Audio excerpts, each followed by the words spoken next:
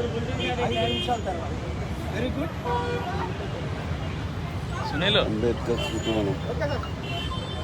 నిన్న ABN reporter మీద, అనంతపూర్లో ఫోటోగ్రాఫర్ మీద జరిగిన దాడిని నేను తీవ్రంగా ఖండిస్తున్నాను. ఈ మధ్యలో గత నెల 2 నెలల తర్వాత నేను కొన్ని వీడియోలు చూస్తుంటే చంద్రబాబు నాయుడు గారు ఓపెన్గా జగన్మోహన్ రెడ్డి గారికి డిబేట్కి రమ్మని ఛాలెంజ్ చేస్తున్నారు. జగన్మోహన్ రెడ్డి గారు నేను సిద్ధం, ఎక్కడైనా డిబేట్ చేస్తానని ఛాలెంజ్ చేస్తున్నాను. బాబు, మీరు మాకు వద్దు, నేను లేని డిబేటే అది వృధా. మీకు దమ్ముంటే అంబేద్కర్ స్టాచ్యూ దగ్గర లోపల ఏర్పాటు చేద్దాం. మాజీ ముఖ్యమంత్రి చంద్రబాబు నాయుడు గారు, ఇప్పుడున్న ముఖ్యమంత్రి జగన్మోహన్ రెడ్డి గారు నాతో డిబేట్కి రావాలి 1 అవర్. మనందరూ ముఖ్యమంత్రులు, ప్రధానమంత్రులు నడిచిందని మీకు తెలుసు. ఏ సబ్జెక్ట్ మీద డిబేటు అంటే 2 నెలల తర్వాత ఎలక్షన్ వస్తుంది. ఇంతవరకు మీరు ముఖ్యమంత్రులుగా 10 సంవత్సరాలు ఉన్నారు. చంద్రబాబు నాయుడు గారు 5 సంవత్సరాలు, జగన్మోహన్ రెడ్డి గారు 5 సంవత్సరాలు. వారి మాటల్లో చూడండి ఎలాగున్నాయంటే, జగన్మోహన్ రెడ్డి గారు అంటారు, రాయ్ కాలర్లు ఎక్కట్టి ఫోటోగ్రాఫర్ మీద దాడి. అంటే మీరు గుండాయిజంని, రౌడీయిజంని ప్రమోట్ చేస్తున్నారా? ఇలాంటి చిన్న పిల్లలకి ఏమర్థం అవుతుంది? ఇలాంటిది పోనీ చంద్రబాబు నాయుడు గారైనా ముసలాడైనా ఊరుకుంటున్నాడు. ఆయన మా జన సైనికులు, ఈయనకేం సైనికులు లేరు కదా. పవన్ కళ్యాణ్ ఫ్యాన్స్ అందరూ ఓట్లు వేసేవాడు ఎవడో కాదు. తుప్పని ఎక్కడో వెయ్యికొకడో ఎక్కడో అంటుంటాడు, జై జనసేన అంటుంటాడు. అసలు నిజంగా ఆయనకు ఓట్లుంటే ఆయన ఎందుకు బీజేపీతో, టీడీపీతో పొత్తులు పెట్టుకుంటారు? 5 పార్టీలు కలిస్తే 5-6% వచ్చే 2019లో. ఇంపార్టెంట్ విషయం ఏమిటి అంటే, నేను ఇక్కడికి ఎందుకు వచ్చానంటే, ఒకరి మీద ఒకరు పోటీ పడుతున్నారు. చూడండి, ఈ విగ్రహం, ఈ మాన్యుమెంట్ ఖర్చు దాదాపు 500 కోట్లు. టీచర్లు, అంగన్వాడీలు ప్రాబ్లమ్స్ అన్నీ సాల్వ్ అయిపోను. అంబేద్కర్కి విగ్రహం అవసరమా? కేసీఆర్ ఇదే మనుగడతో, ఎత్తుగడతో 120 కోట్లు ఖర్చు పెట్టి విగ్రహం కట్టాడు. ఏది? దళితులు ఓట్ల కొరకు. దళితులు మోసగాల, బీసీలు మోసపోరు. చిత్తుగా 24 లక్షలున్న కోట్లున్న కేసీఆర్ని చిత్తుగా తెలంగాణలో ఓడించారు. నేను పిలుపునిచ్చిన మేరకు. బడుగు బలహీన వర్గ ప్రజలారా, మీకు 2 పిలుపు. అంబేద్కర్ ఆశయాలు నెరవేర్చాలి అంటే, బడుగు బలహీన వర్గాలకి అధికారం రావాలి అంటే, బీసీ, ఎస్సీ, ఎస్టీ, క్రిస్టియన్, ముస్లిం, మైనారిటీ, బీసీలు ముఖ్యమంత్రి, కాపు ముఖ్యమంత్రి కావాలి అంటే, ఇప్పుడున్న మోదీ తొత్తులైన 2 పార్టీలు, టీడీపీ, జనసేన 1, బీజేపీ, వైసీపీ 2, ఈ 2 పార్టీల్ని విడిచిపెట్టి రండి. మీరు వైసీపీలో లేదా బీజేపీ, టీడీపీ, జనసేన, మోదీ తొత్తులతో మీరు ఉన్నారంటే మీరు చరిత్రహీనులు, మూర్ఖులు,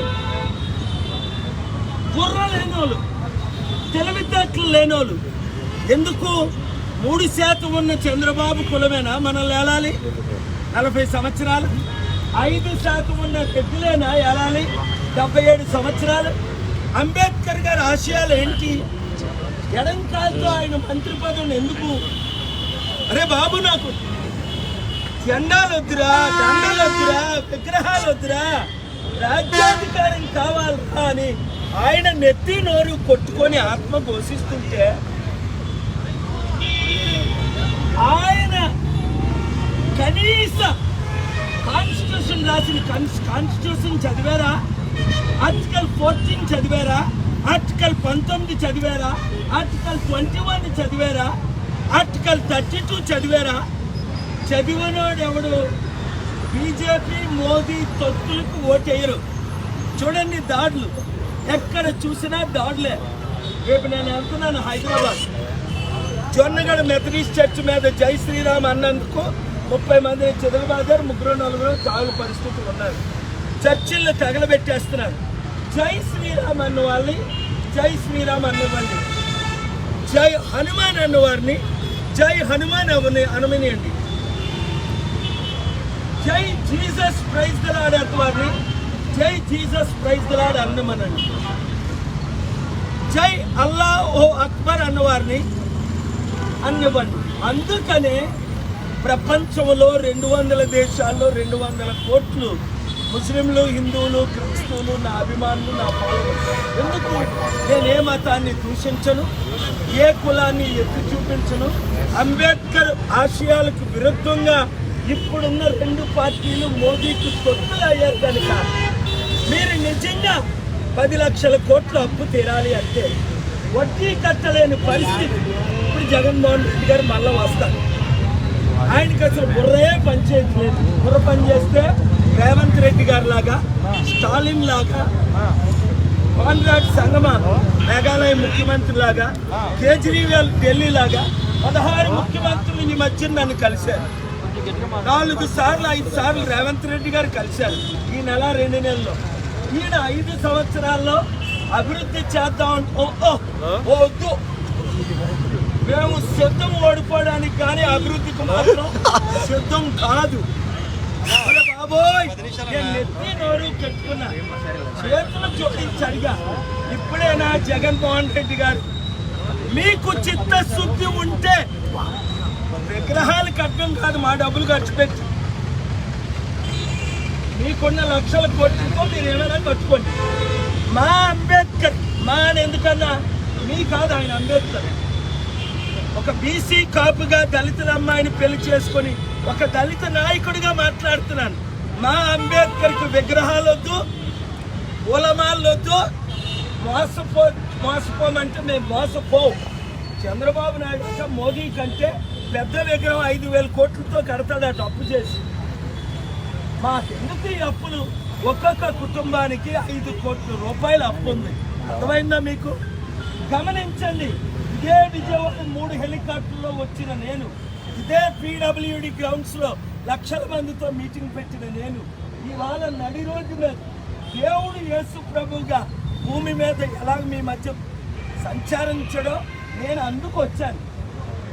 యుద్ధం పెట్టడానికి రాలేదు, శాంతి తీసుకురాడు. తిండి లేకుండా, బట్ట లేకుండా, చదువు లేకుండా, ఉద్యోగాలు లేకుండా, కంపెనీ లేకుండా అప్పులు చేసేసి మిమ్మల్ని సర్వనాశనం చేస్తున్న ఈ 2 పార్టీలు మోదీ తొత్తులైన టీడీపీ, వైసీపీ నుంచి విడిపించి ప్రజాశాంతి పార్టీని గెలిపించమని కోరుతున్నా. గెలిపిస్తారా?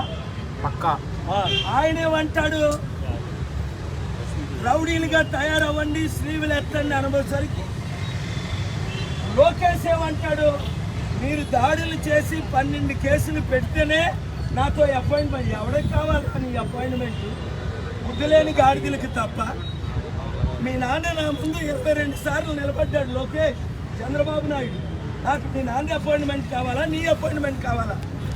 బుద్ధి లేనివాడు ఎవడో మీ జెండాలు మోస్తారు. కనుక ఈ వచ్చే ఎలక్షన్లో నేను విశాఖపట్నం ఎంపీగా పోటీ చేస్తున్నాను. ఆంధ్రప్రదేశ్లో మంచి ఎమ్మెల్యే క్యాండిడేట్.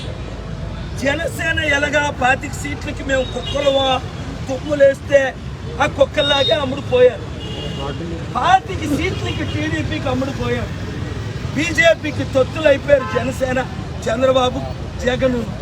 మీకు మోదీ తొత్తులు కావాలా?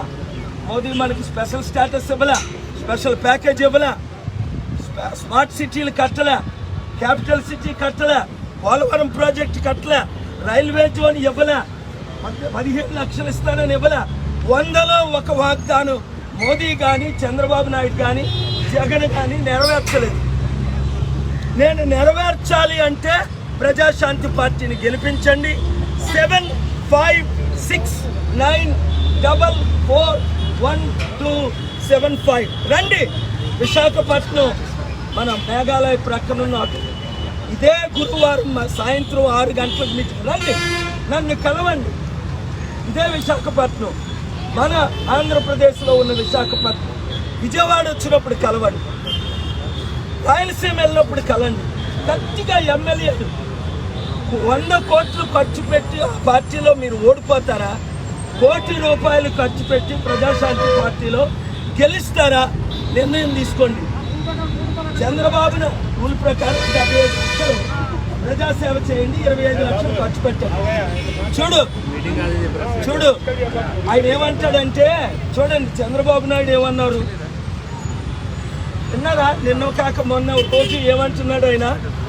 కుర్చీలు మడత పెడతాడట. అలాంటి మాట్లాడొచ్చు పెద్ద మనిషి.